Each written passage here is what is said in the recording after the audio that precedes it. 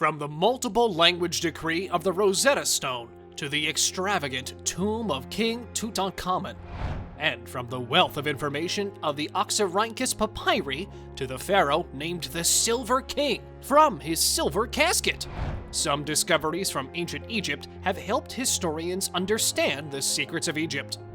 Although ancient Egypt is long gone, researchers continue to unearth its riches. One of history's greatest civilizations thrived for almost 3,000 years along the meandering Nile River in northeast Africa. However, once Egypt was conquered by the Greeks, then the Romans, and eventually the Muslims, the ancient civilization's triumphs were buried behind layers of these many civilizations, only to be rediscovered centuries later as archaeologists and historians adopted the subject known as Egyptology. Today, we give you the top discoveries that helped shape Egyptology and our knowledge of the secrets of Egypt. We begin with the discovery of the tomb of PSUSENNES I. Number 7. The tomb of PSUSENNES I. Archaeologist Pierre Montet uncovered the tomb of PSUSENNES I, a pharaoh who ruled Egypt around 3,000 years ago in 1939. Tanis, a Nile Delta city, was the site of his burial chamber. Montet discovered that the pharaoh was buried in a silver casket and was laid to rest wearing a magnificent gold burial mask. Because of his silver casket, PSUSENNES I is frequently referred to as the Silver King. Some of the burial goods did not survive due to the dampness of the delta. Nevertheless, canopic jars, used to keep some of the pharaoh's organs, and shabti figures, meant to serve the monarch in the afterlife, were unearthed. Because the tomb was found during the onset of World War II, it garnered minimal public attention. The Mask of PSUSENNES I is regarded as one of the masterpieces of Tanis's treasure and is presently kept in Room 2 of the Cairo Museum. It has a maximum width of 38 centimeters and a maximum height of 48 centimeters. The Egyptian pharaoh's fingers and toes were enclosed in gold stalls, and he was interred wearing gold sandals. The finger stalls are the most ornate ever discovered, complete with carved fingernails. Each finger was adorned with an exquisite ring made of gold and lapis lazuli, or another semi-precious stone. What else do you know about the tomb of PSUSENNES? Let us know in the comments below. Number 6. The Rosetta Stone. The Rosetta Stone, which dates from 196 BC, contains an edict issued by a council of priests that confirms Pharaoh Ptolemy V's, who was 13 years old at the time, authority to rule Egypt. The Rosetta Stone is notable because the decree was inscribed in 3 languages: hieroglyphic, Demotic, and Greek. Only the Greek language was known when the stone was discovered in 1799.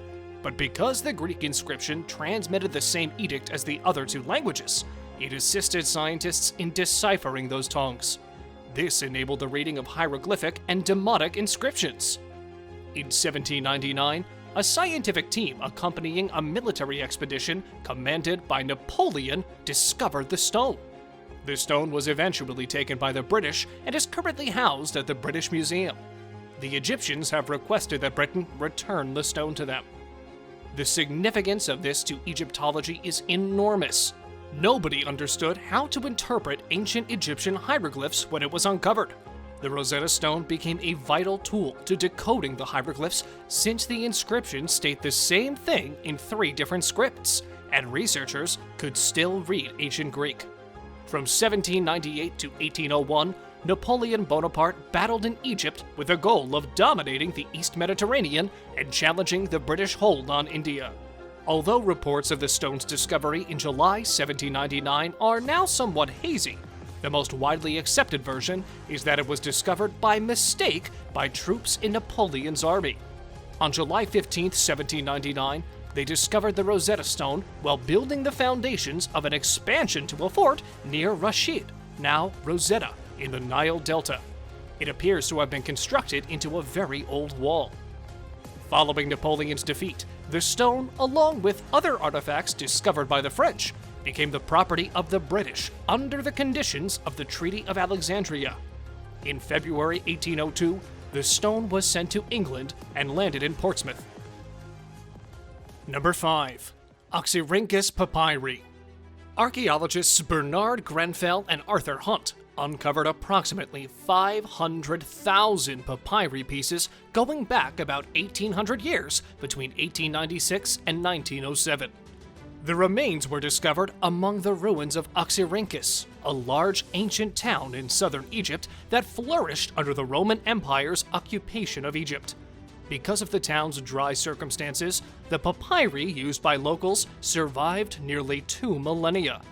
The papyri contain Christian gospels, mystical spells, and even a wrestling match contract. Many of the papyri are now owned by the United Kingdom's Egypt Exploration Society, which supported the Grenfell and Hunt trips, and are housed at the University of Oxford.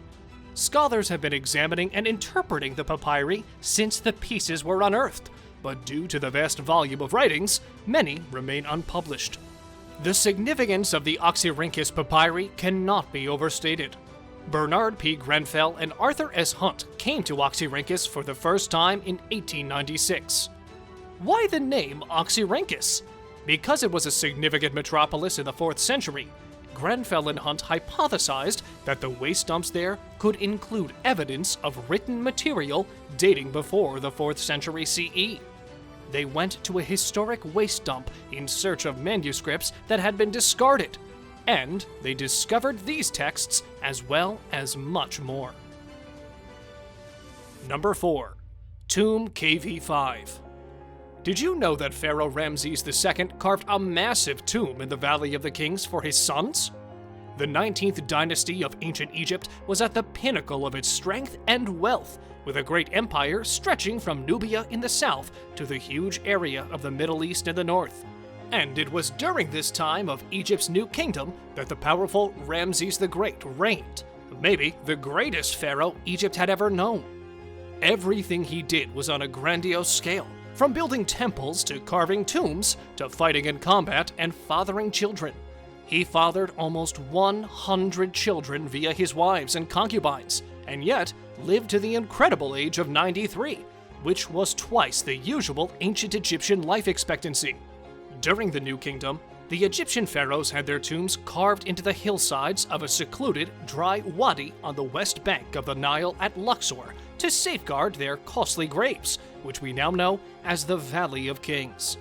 But Ramses II had a tomb erected in the Royal Valley that would prove to be larger than any other tomb unearthed there so far. Unique in its layout and not capped off for his own use. This incredible tomb is KV5, which he erected for his sons, the royal princes. KV5 lies near Tutankhamun and other Amarna-era tombs in the main branch of the Valley of Kings. KV5 is considered to have been an 18th dynasty tomb that Ramses II took over and expanded to house the corpses and funeral goods of several of his sons. The tomb was looted in antiquity, and it is possible that it is the tomb referenced on a papyrus stored in the Turin Museum of Egyptology, in which a man named Kenena is accused of stealing stones from the royal children's grave. Number 3. The Pyramids at Giza. The Giza pyramids, designed to last forever, have done exactly that. The massive tombs were built around 4,500 years ago and are remains of Egypt's Old Kingdom era. Egypt's pharaohs intended to become gods after death. To prepare for the next world, they built temples to the gods and gigantic pyramid tombs for themselves, which were loaded with everything a monarch would need to lead and maintain himself in the next world. Around 2550 BC, Pharaoh Khufu launched the first Giza pyramid project. His pyramid is the tallest structure in Giza, rising 481 feet, or 147 meters above the plateau.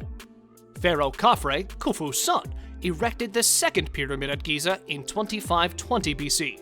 The Sphinx, a mystery limestone monument with the body of a lion and the head of a pharaoh, was also part of his necropolis. The Sphinx may serve as a guard for the complete burial complex of the king.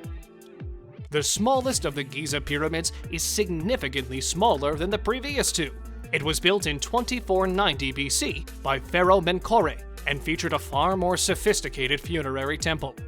Each gigantic pyramid is only one component of a bigger complex that also includes a palace, temples, solar boat pits, and other features. Number 2. The Tomb of KHUWY. A team from the Czech Institute of Egyptology uncovered the painted tomb of a high-ranking Old Kingdom Egyptian dignitary while excavating the funeral complex of the 5th dynasty pharaoh Djedkare-Isesi. Members of the team discovered hieroglyphs on the walls proclaiming that a guy named KHUWY was entombed within the chamber after descending a tiny subterranean passage that opened out into a succession of chambers. KHUWY's various titles are also listed in the document, including Secretary of the King, Companion of the Royal House, and Overseer of the Tenants of the Great House. Scenes painted in hues that remain bright even after 4,300 years are shown beside the hieroglyphs. KHUWY himself is seen on one of the main panels, sitting before a table piled full with food, beverages, and other offerings designed to support him in the afterlife. The high-quality paintings, the tomb's closeness to Djedkare's own pyramid, and its design, which resembles that of a tomb belonging to a 5th dynasty pharaoh, all indicate that KHUWY was an important figure in the royal court. Number 1. The Tomb of King Tutankhamun. King Tutankhamen governed Egypt as pharaoh for 10 years, until his death at the age of 19 in 1324 BC. Although his reign was remarkable for undoing his father, Pharaoh Akhenaten's catastrophic religious changes, Tutankhamun's legacy was mostly ignored by his successors. He was unknown to the contemporary world until 1922, when British archaeologist Howard Carter chipped through a gateway and entered the young pharaoh's tomb, which had been sealed for almost 3,200 years. The tomb's immense wealth of artifacts and riches, meant to accompany the king into the afterlife, revealed an amazing amount about royal life in ancient Egypt, immediately elevating King Tut to the status of the world's most renowned pharaoh. We hope you enjoyed this video. Check out our video on the 12 most incredible findings archaeologists still can't explain. See you there!